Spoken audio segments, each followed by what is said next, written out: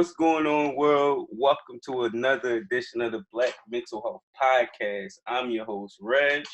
Joined today with me is a very, very special guest. Again, I know I always say that with guests coming on, but it's always special when I can get family on. And y'all know this week I'm doing a special edition of the podcast and inviting the people that watched me grow up, that's closest in my lives, and that impacted me in a greatly appreciated way. As far as the mental health podcast, everything. Without further ado, my blood sister, y'all. This is the same mom, same dad. We grew up in the same house. We went through. She got me in trouble for helping her run away. Without further ado, my sister Regina Howard.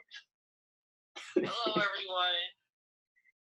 Listen, I still got in trouble for that too. Throwing stuff out the window and sneaking stuff out. They caught socks outside. You survived.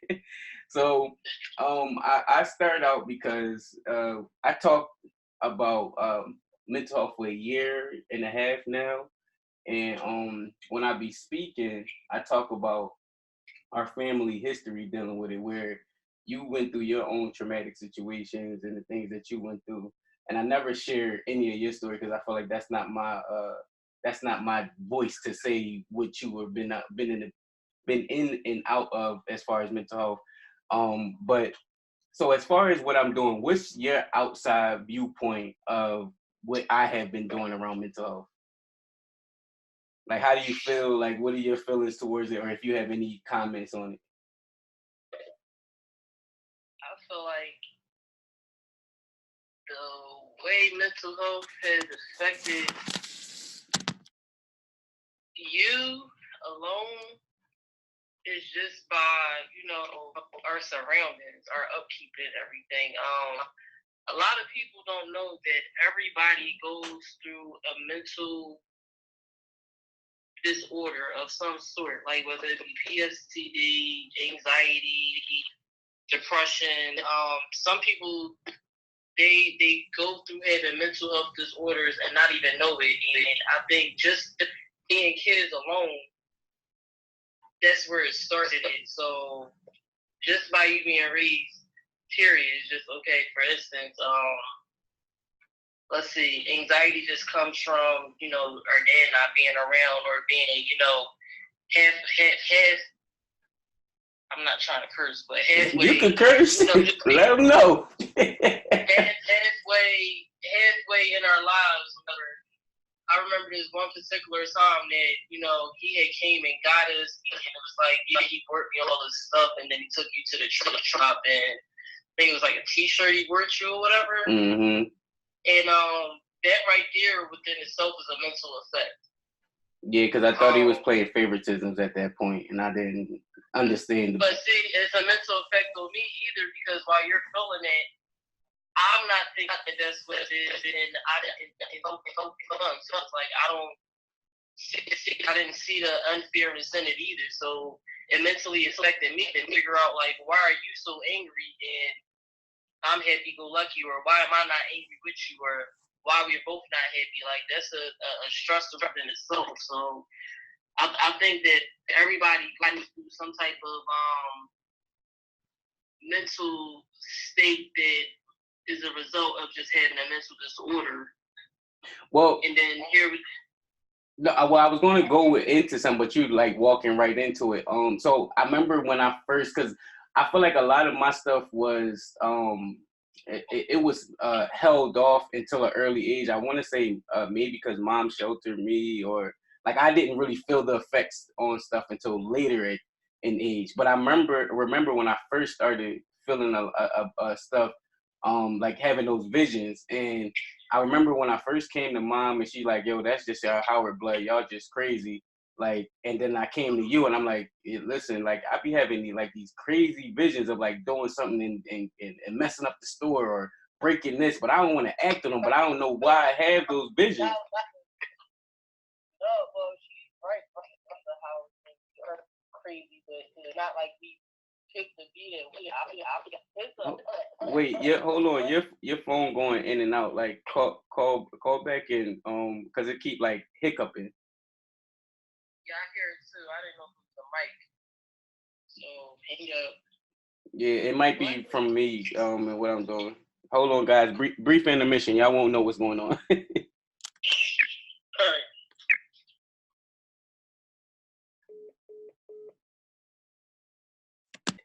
All right, let's see. Is it still hiccuping or double? I heard it when I first picked up. I don't want to jinx it.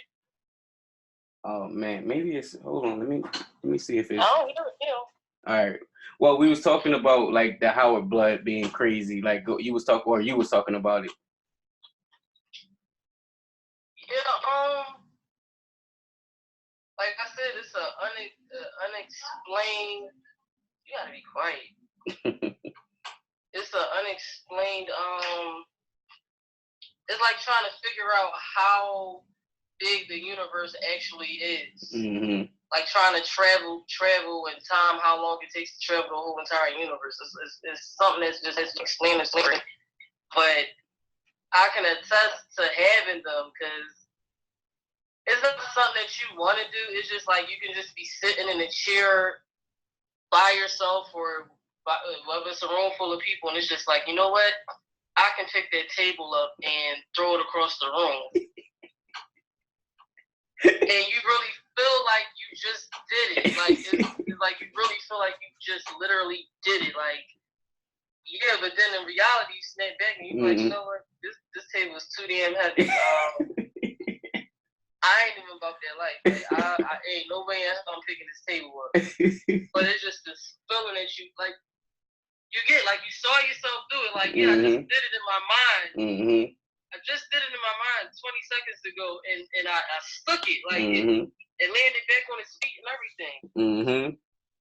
But you didn't really do it. But it's just a vision that you had of seeing it. And I tell them it's like as well as we had those destructive visions, we have those good, like inspiring, trying to help people. We always trying to help people in the spite of like, yeah, like you can save the world. Like right. I had those visions where I'm sitting in the room once again, or be by myself, and it's like, yo, I just sat up here and gave 8,000 people free turkeys, or I did every black kid here in the school or whatever, like, and I did it under at least an hour. Where it's just like, oh, you know what? Well, by this time or whatever, I'll do X, Y, Z, and it felt like you did it.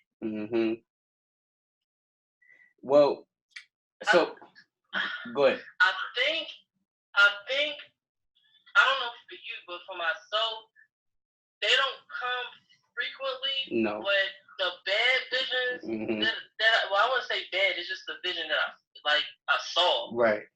They come when my anxiety is risen, or like if I'm in a state of depression. It may not be a frequent state of depression, but it's just I could be down on my luck one day and I'm just sitting there deep in my thoughts, and then it's just like, again, back to the table.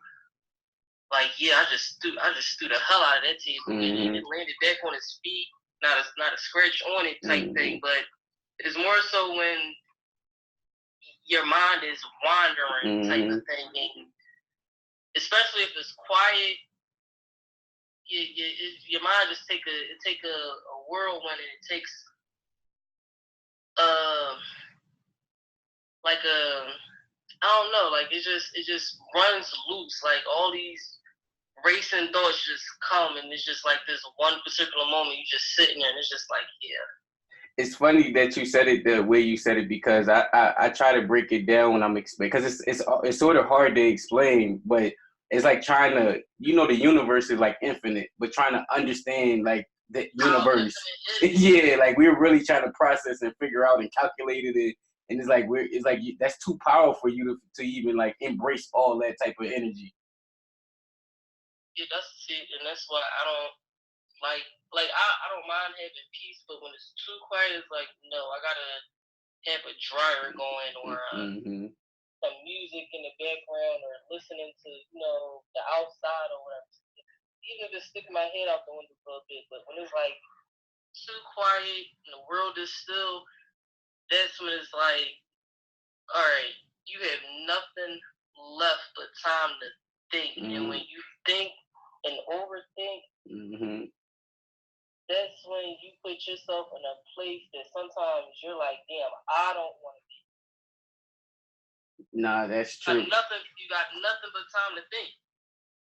That's true. And it's just deep in your mind you, and I know you felt it, but it's like you start to feel like the real pressure and the weight of the world, like the real weight of like everything. The hell out of it. There's not one person that wouldn't get scared. Like, the hell did I, like, what? Like, why am I even here in all of this? Yeah, like, why did this even come on my mind? Like, where did this come from? Like, why am I thinking this? Well, I'm glad you stopped there. So whatever you feel comfortable in sharing, just talk about your journey with mental health and the things that you went through, as far as like anything you feel comfortable sharing, because people who have known like my story, I talk about having suicidal thoughts and stuff when Zion was born, because my dad was, or our dad wasn't there, and just the divisions from having the Howard blood, and from when our father's mother, I never could say it right, when she said told mom not to have any more of those demon children. Just your journey, your mental health journey. Well, how I would start off with that, I didn't know that I had a mental disorder until I lost my son.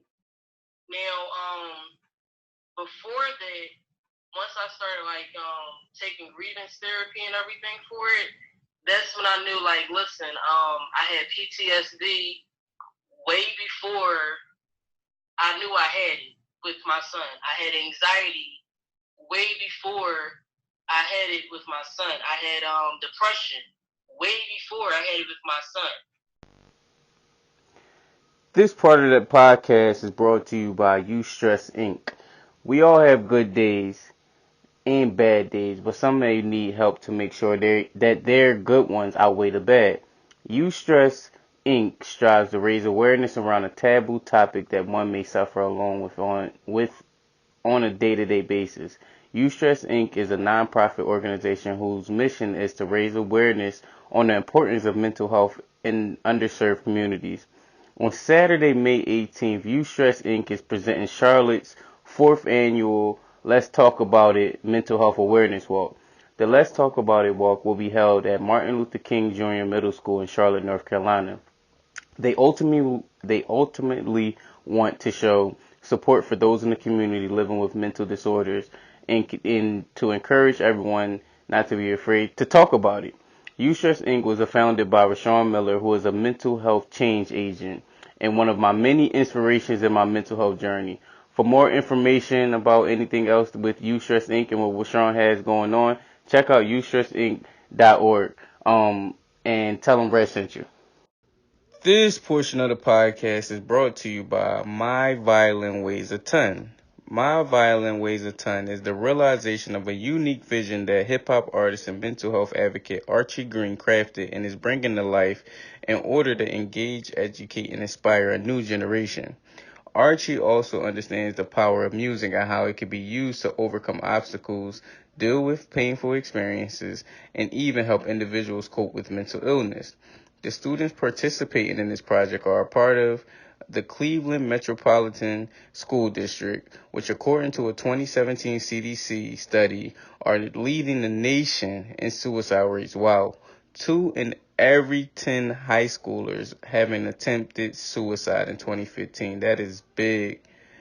Wow. In January 2019, Archie and his mental health advocacy group, Peel Them Layers Back, was granted the opportunity to bring My Violin Weighs a Ton to life.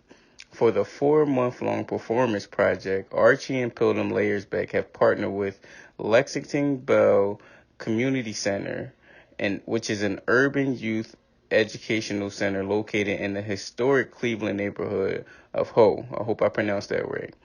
To support, head over to the GoFundMe.com/MVWAT 2019. The link will be in the description of this podcast, and make sure to let them know you heard them first on the Black Mental Health Podcast. Every kid goes through some type of mental disorder, having anxiety about, girls, women being flat chested, a guy feeling like, oh yeah, he's not cute enough for the popular girls to want him type thing. Like, those was all the things that I went through mentally, not knowing that I was depressed when I would get in trouble, living on Old Power Street with Shay and everything like that, where it was a couple of times I tried to hang myself in the basement just to get attention because I was tired of getting in trouble. Where everybody like, oh well, yeah, you're fast and this and the third. Nobody was trying to see what everybody else was doing or whatever. So it was like, for the most part, I felt like, oh, if I wasn't here, then everybody would be happier. If I showed them that, okay, if I wasn't here, then maybe they'll care enough to recognize that, hey, this is not her, this is not who she is or whatever. Or get somebody to have an actual focal point on me to know who I am versus what they're telling me I am because I'm a child and that's just the way it is. There is no talking back. There is no defending myself, anything. Like, I was called a whore for the longest. I'm like, how can I be a whore and I'm not having sex? How can I be a whore and I don't know anything? Like, basically, it's like I knew about stuff that I wasn't supposed to know about. Like, my innocence was robbed because I was a child. Like, you're a child, and I'm telling you what you are and what you're doing and how you're acting, and this is what it is. Like, there's no way for me to defend myself, let alone my innocence. That I know that's going to touch somebody. I was just letting it go because I know that's going to touch a young lady out there, somebody that feel like, man, I understand exactly how she feels. So, yeah, like, not like, okay, as an adult, yeah, right from wrong, but as a teenager, you're still trying to grasp the concept of right and wrong. So that led me to be promiscuous. More so saving me from whatever it is that they was trying to save me from. Because it's like, all right, once I lost my virginity, I felt like that was the only way that I can prove my identity. And, life happens where, you meet a guy, it don't work out, then you're on to the next one. So to the next person, it was like, oh, well, she's a hoe. Whereas it was like, you don't know the true story about or whatever. So, like, mom always say, hey, you dropping niggas like flies or whatever. No, it's not because I'm a hoe. It's because it's something that they don't want. But I took what I can control, and that was my sexual being. Because that's the only thing that I felt as though I can control because everybody else was controlling everything else. The way I think, the way I speak, my character, all of it. So I took that and was like, you know what? Well, not so much being promiscuous where I'm just humping every time Dick and Harry, but it was just like any boyfriend I had, I felt as though I had to be intimate with. That was my promiscuity. Hey, listen, y'all see how open we are. One thing about us, we're not ashamed to talk about anything we went through. We talk about we like to talk first of all, and then you can't hold nothing against us because we'll say it before you even try to use it against us. Yeah, everybody's struggling the same way, just in a different format. They handle it differently. Like, so to judge is to be judged. That's true. So how did you manage it with, like, because that's all trauma basically, and like carrying it into adulthood and everything. Like, how did you manage it? Because I know it's some young lady that probably going through similar or have it, like you just said, going through somewhere her own struggles. How did you manage it growing up? Because mind you, y'all, this is my first time. Me and my sister, we have conversations, but this is on a deeper level. Like, we don't even. So I'm first time hearing a lot of this stuff too. And mind you, she's always been 5 years older than me. So when she was 10, I was 5. She was 15, I was 10. So I'm still a child while she's growing and learning all of this stuff and going through these things. And as a brother, I can't even protect or help in the sense of nothing because I'm a kid. So how did you manage to, or are managing to deal with all of that trauma?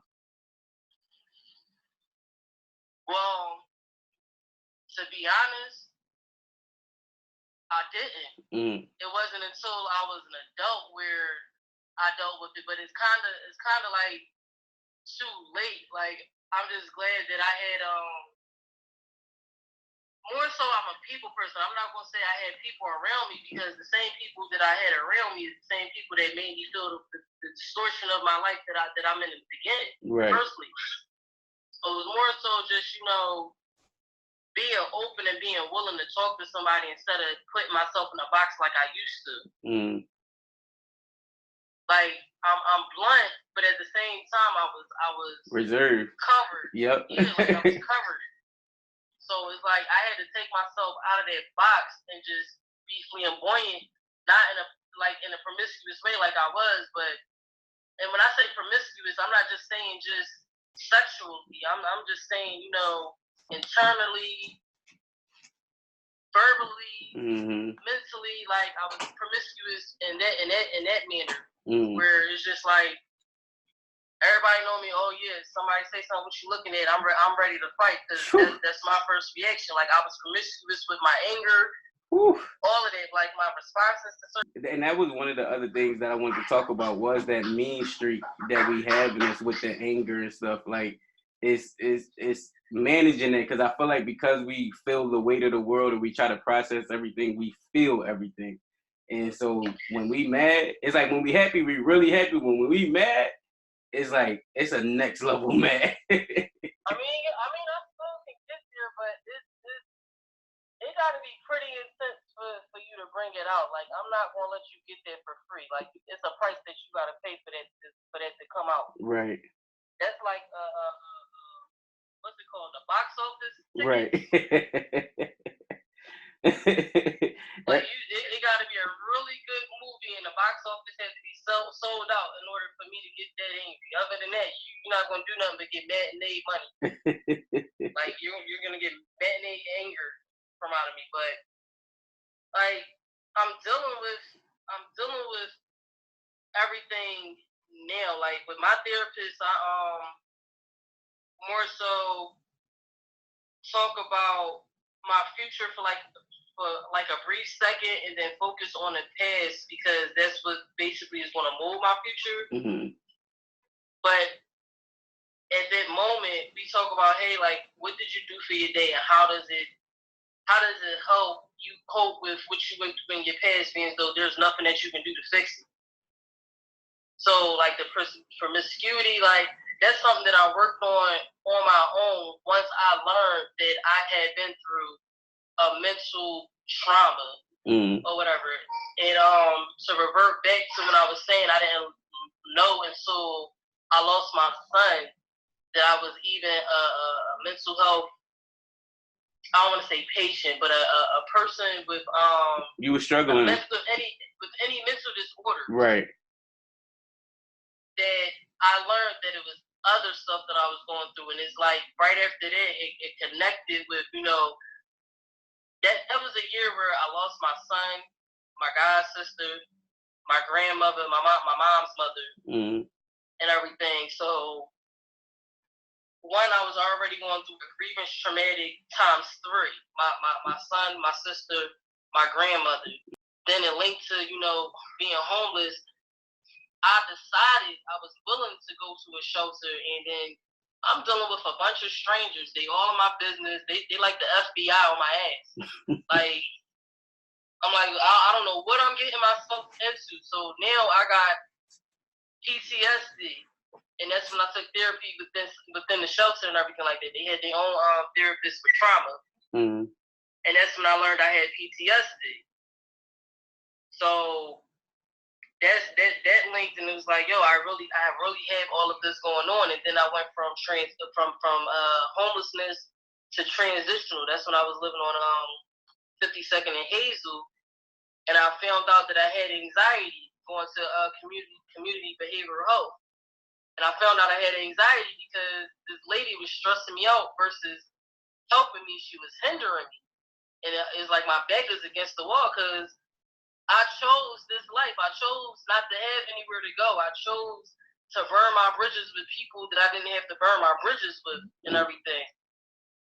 Then turn around, all that mixing together is like, yo, these people think I'm a crazy bet. Like, that put me in a depression that is like, yo, I'm not the Gina that I used to be, that ambition, that ambitious person that I know I am. Because basically, before kids, all I did was work and go to school. So the fact that I didn't have no control because I had to be under control of everybody else, once again, it reverted back to my damn childhood. Mm-hmm. The only difference is I'm older now, so I can control if I want to be promiscuous or not, or sleep with Tom, Dick, and Harry to make sure my kids got diapers, make sure I got a roof over my head, and everything. Like, this time I get to choose my fate, whereas when I was younger, I didn't. So that's how all of that collided together. So now if you was to ask me the question, how do I cope with it? How do I deal with it? I chose to go to therapy. Nobody summoned me. It's not court ordered. It's nothing that the family had to do an intervention on. This is something that I chose to do. Then on top of that, I have 6 kids. Who the hell's not going to need therapy? Whew. That's an hour break that I get once or twice out of the week to talk about somebody, talk about somebody, or talk about myself, or hell, talk about the kids for the most part, and let it out. Don't have to be judged. I might get some suggestions, advice, or Mom, you're wrong, or Mom, you're just in a moment right now. It'll pass over.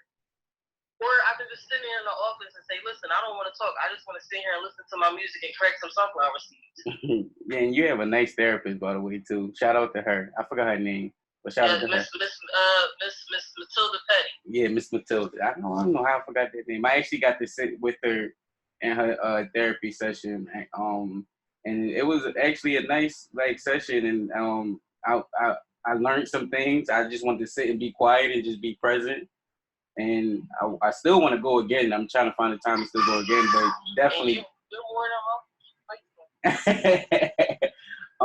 But I'm happy that you was in therapy. You're in therapy because like I said, I know my sister has been through a lot. And even just talking to her, I know, especially with the whole situation with our father not really being present, and just trying to understand us as individuals, because at the end of the day, I knew it was like a strand within us that everybody don't got and everybody don't understand. So once, like you said, with the mental health thing, mine again didn't hit too early on. You've been dealing with stuff since childhood. So you got to see things I didn't see. You got to experience things I didn't didn't have to experience. The majority of it could have been addressed. Like, I didn't have nobody being the older sibling because right. I was. Right. So I didn't know how to, coddle you or, cradle you into well, damn, bro, this is what's going on. You got to watch your back, or you got to cover your back, or I don't think you need to swing with this person because this is not a good look, or here, come over to this light or whatever. So it was like us both being lost didn't help, and I think a lot of the adults before us and the generations before us, I'm talking about first cousins, our aunts and uncles and everything, they swept a lot of that stuff underneath the rug. Mm-hmm. And now that we old enough to bring it to surface, they're trying to play off our adolescence and make it seem like, oh no, you're remembering it all wrong and you were too young. How would you know? Or it's like, okay, well, this person is dead now, or this person, the way this family act, they so conniving.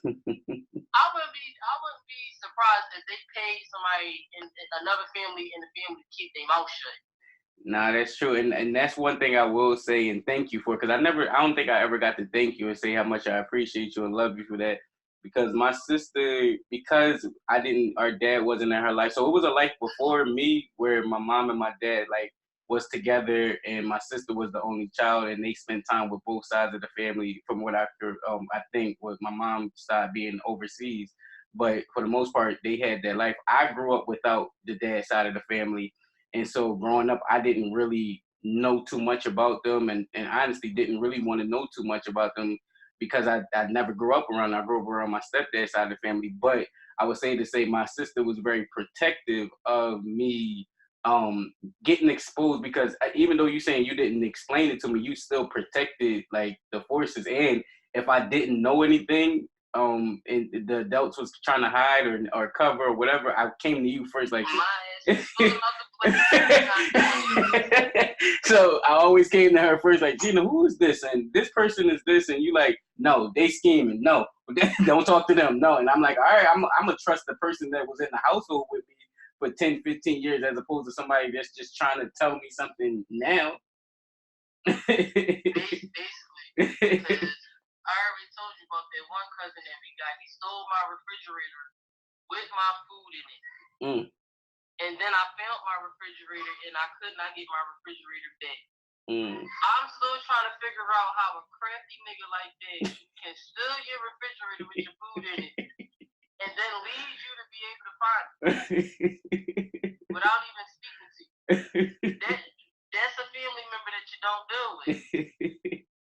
And mind you, because I haven't dealt with I don't have any personal interactions. I don't know any personal stories. Like you said, you filling in the blanks of all the stuff that I didn't know, and so now I either get to choose. They don't think I know. Right. They don't think so. Or they feel as though I was too young to know, so that I had the story wrong. When in reality, it's all facts.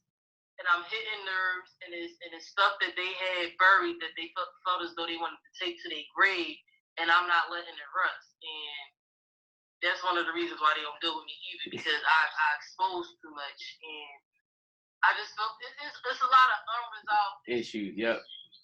It's as thick as textbooks. That's how unresolved it is, and it's like nobody wants to address it. They just. Then it linked to, being homeless.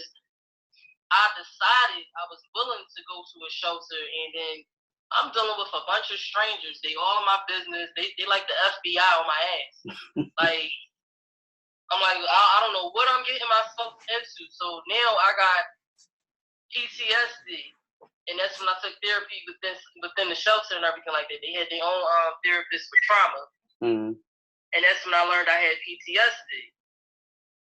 So that linked, and it was like, yo, I really have all of this going on. And then I went from homelessness to transitional. That's when I was living on 52nd and Hazel, and I found out that I had anxiety going to community behavioral health. And I found out I had anxiety because this lady was stressing me out versus helping me. She was hindering me, and it's like my back is against the wall because I chose this life. I chose not to have anywhere to go. I chose to burn my bridges with people that I didn't have to burn my bridges with and everything.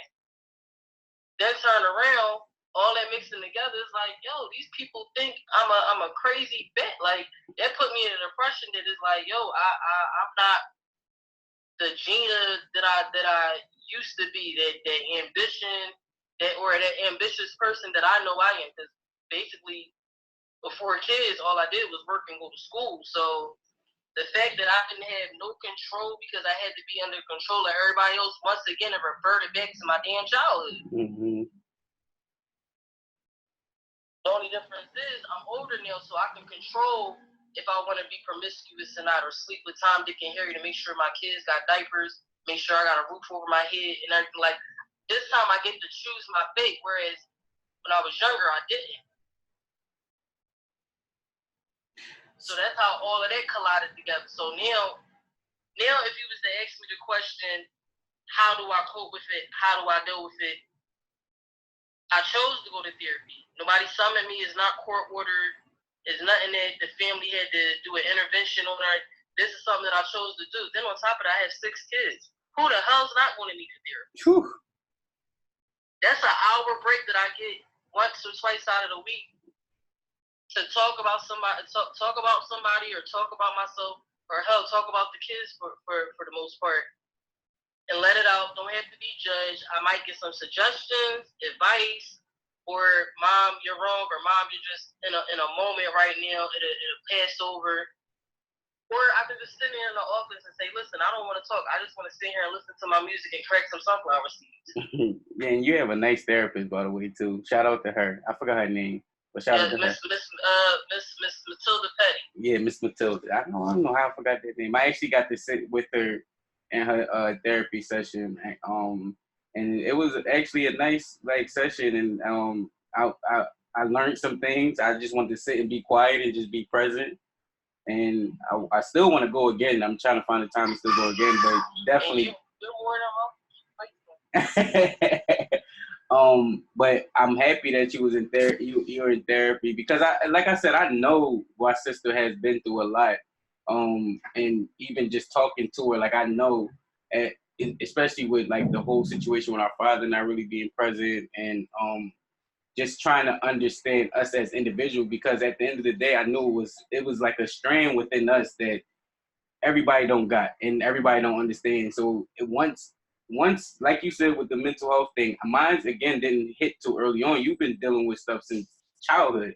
So you got to see things I didn't see. You got to experience things I didn't get to I didn't have to experience. The majority of it could have been addressed. Like I didn't have nobody being the older sibling because I was. Right. So I didn't know how to, coddle you or, cradle you into like, well, damn, bro, this is what's going on. You gotta watch your back, or you gotta cover your back, or I don't think you need to swing with this person because this is not a good look, or here, come over to this light or whatever.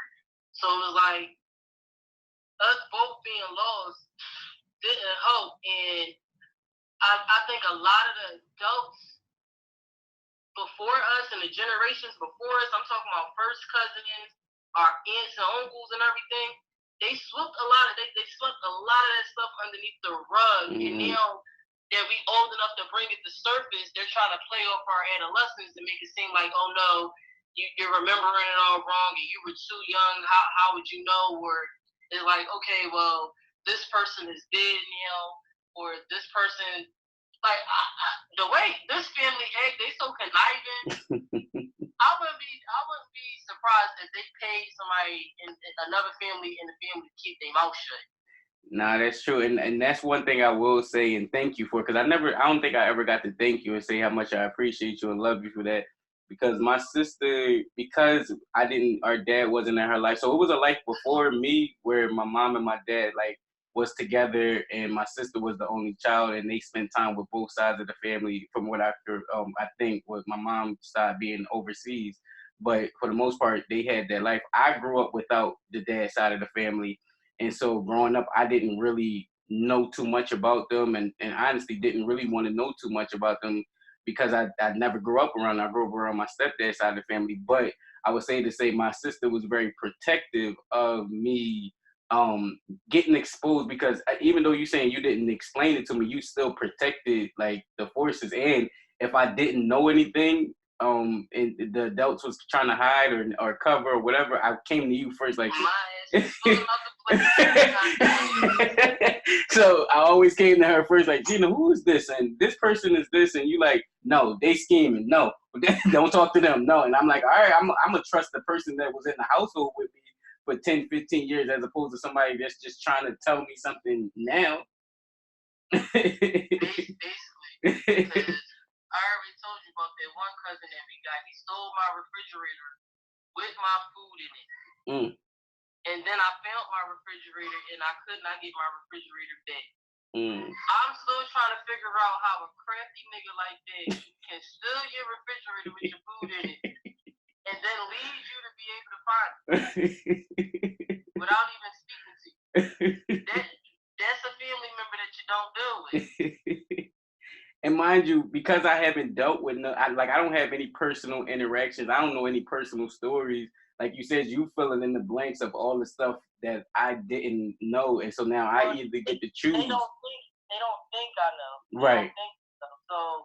Or they feel as though I was too young to know, so that I had the story wrong. When in reality, it's all facts, and I'm hitting nerves, and it's stuff that they had buried that they felt as though they wanted to take to their grave, and I'm not letting it rust. And that's one of the reasons why they don't deal with me either, because I expose too much, and I just feel it's a lot of unresolved issues. Yep.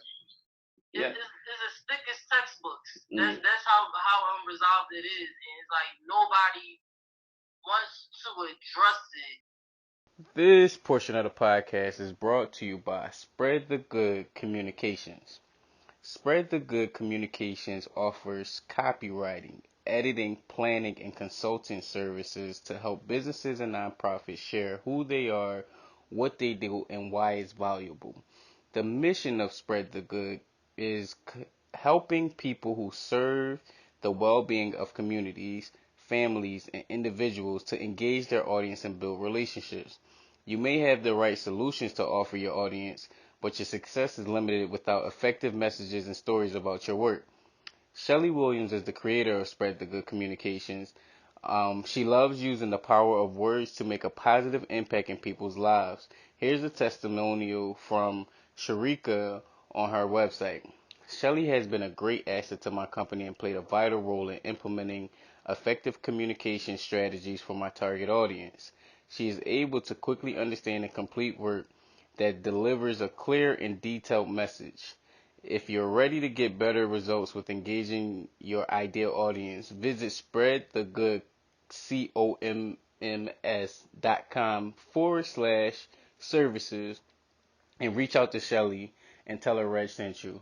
I can 100% vouch for her. She's been nothing but great for me and the work that we've done. If you guys like my book, Suffering Success, A Paradigm Shift of Struggle to Achieve Happiness, you'll definitely know that she was the person who edited my book.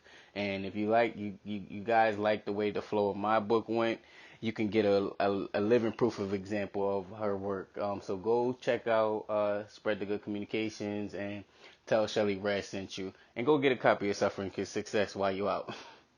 This portion of the podcast is brought to you by the Worthy Lifestyle app.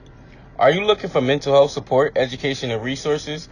Are you lacking self-esteem to elevate? Are you looking for a way to handle the childhood trauma you're not talking about? Are you sad, angry, or just all over the place emotionally? If so, download the Worthy Lifestyle app. The Worthy Lifestyle app provides mental health education, resources, and support. Learn how to become the best version of yourself. Before you can win, you have to believe you're worthy. Download the Worthy Lifestyle app and tell them Brad sent you. I had a chance to meet the creator and the owner and the operator, and she's an amazing person. We actually are in the talks of doing big things together, especially for the mental health community. So I'm in so full support of what she's doing with this app, and I highly recommend it because it's an amazing tool for people that say therapy and all of these things are expensive and they don't know where to start. So the Worthy Lifestyle app is definitely a place that give you that start, and it might be the place that you call home for a while. So go download the app and tell them Brad sent you. So this week I was doing this. I wanted to bring this celebration on with, or not even celebration, but because it's been the anniversary of my accident, and I wanted to bring people that played significant time. So I don't know from your perspective how you got the call, or just talk about like your first reaction, or like from your viewpoint, because all I know is that what my sister walked in and I was in and out of consciousness, and I seen you there helping, feeding, and all of that stuff. But how was it the night you got the call, or the day you got the call, or whatever the case may be? Well, with the the night that I got the call was the night that the accident happened. And my mom was on some stuff like, yo, did you get a call from Lisa? And I'm like, wow, I'm supposed to. She was like, she called me and told me your brother was in an accident. I'm like, what? She's like, yeah, he in there. She telling me the story. I'm like, Mom, I'm not trying to hear none of this. Like, where is he at? Like, where is he at and everything? Like, you talking, tell me the story later. I'm like, I'm getting ready to go up there. She like, no, you ain't got no babysitter and all that. Just stay there. I'm going to go up there and all of that. I said, this lady is tripping the hell with her. I ain't tell her that. The minute we hung up the phone after had a conversation with, I ain't gonna lie. I called y'all name. I was like, this bitch is tripping. I said, I'm out. I got dressed and I was out. I was up there. I called an Uber. I didn't have, like, I'm not gonna say I didn't have any money, but I didn't have money to be in an Uber. But I'm like, damn, this. I don't care what the cost is or like that. I will suffice and sacrifice any and everything to get my ass to this hospital pronto. I had the Uber driver speeding and everything. I was like, listen, you get stopped by the cops, I will pay the ticket, but I need you to get me to the hospital.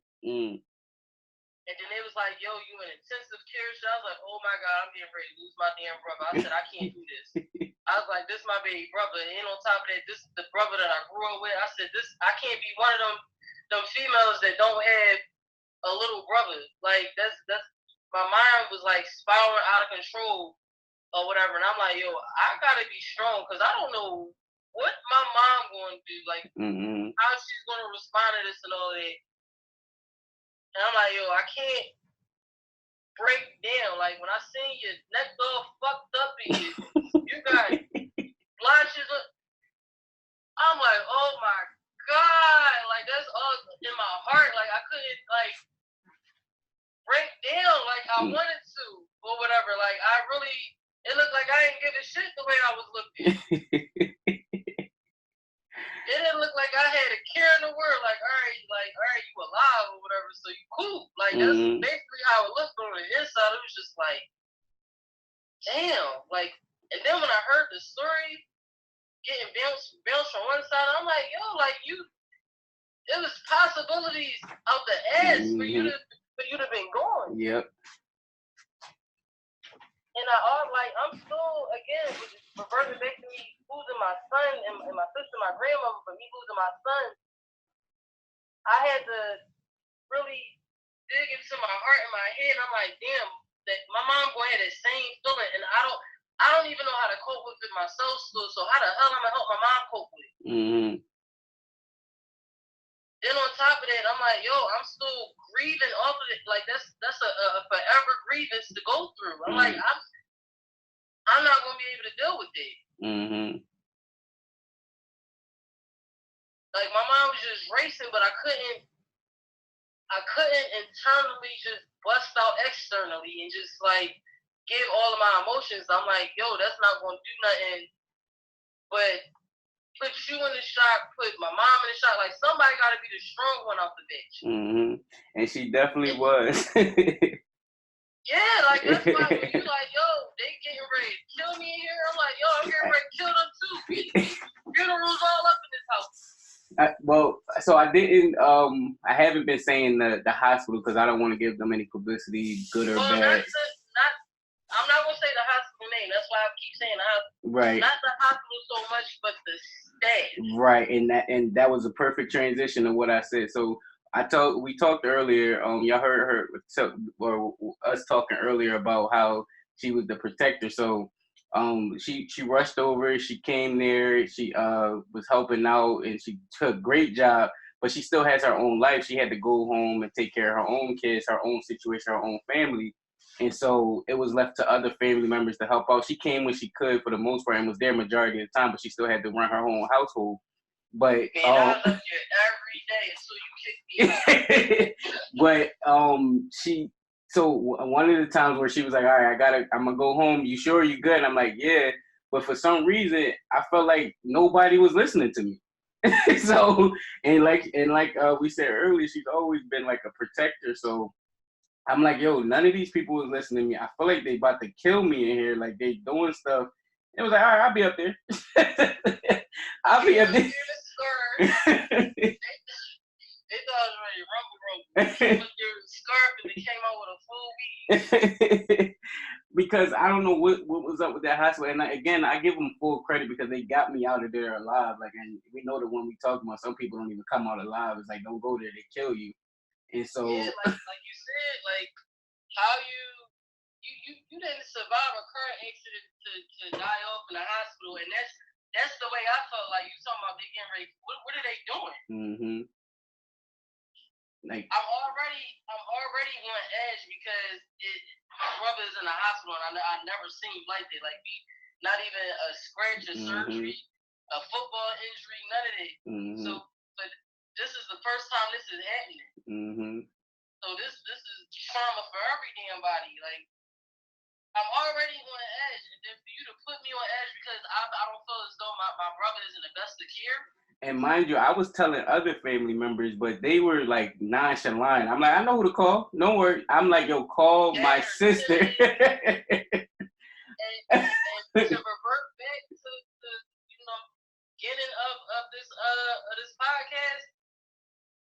told y'all it's going to take for some heavy duty stuff for that anger to come out, and that's one of them moments. Mm-hmm. That was one of them factual moments because it was necessary. I was not trying to lose my brother, let alone I felt as though the staff members wasn't taking the initiative to take care of them as if they were taking one of their own. Mm-hmm. It was just like they was just like doing whatever, like, oh yeah, we see patients every day. Mm-hmm. We see patients die every day. It is what it is, whatever. And we're not doing it. And she damn sure made sure they didn't. So, and like I said, I don't know if I said it, but I love you and I appreciate you for it because it was a very vulnerable time, and I needed somebody to be like, because of course Lisa, she's a nice person, so she's not about to get all the way angry with people. Mom ain't trying to cause too much commotion. It was like, all right, yo, I'm letting y'all know, but y'all ain't listening. Our father was there, and he is in distress. So I'm like, you know what? I know who to call. Like, don't worry, y'all don't have to do nothing. Yep, when I seen him getting mad and everything like that, I said, oh no, see.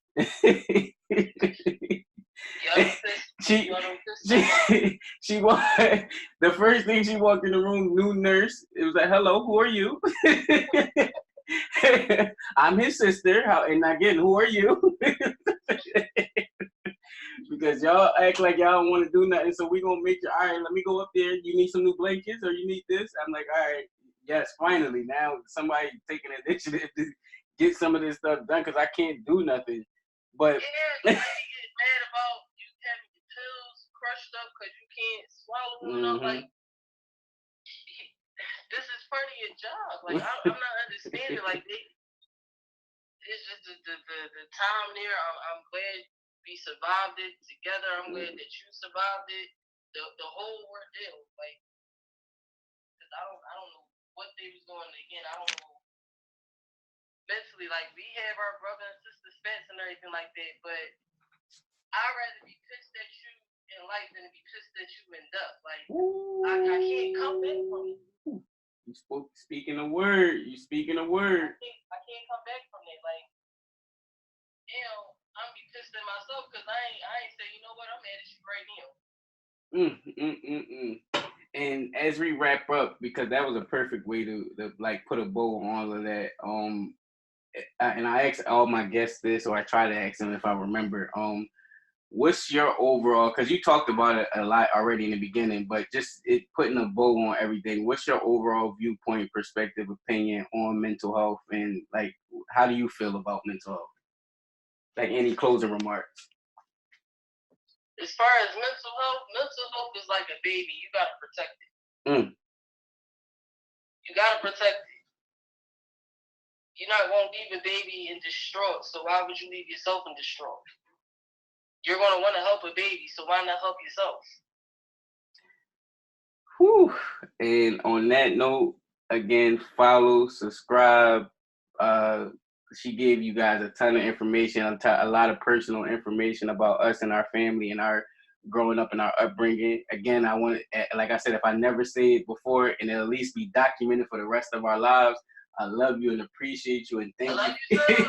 Thank you for doing this, because I feel like this is a legendary moment as far as like just in general, like how you said, the trauma and the stuff that we go through. We may not be able to fix the generations that became before us, but the ones that's coming after us that may go through something traumatic, they'll be able to look back on this and be like, all right, well, these was our cousins, these was our aunts and uncles, they were trying, right. It's a starting place. So again, appreciate you.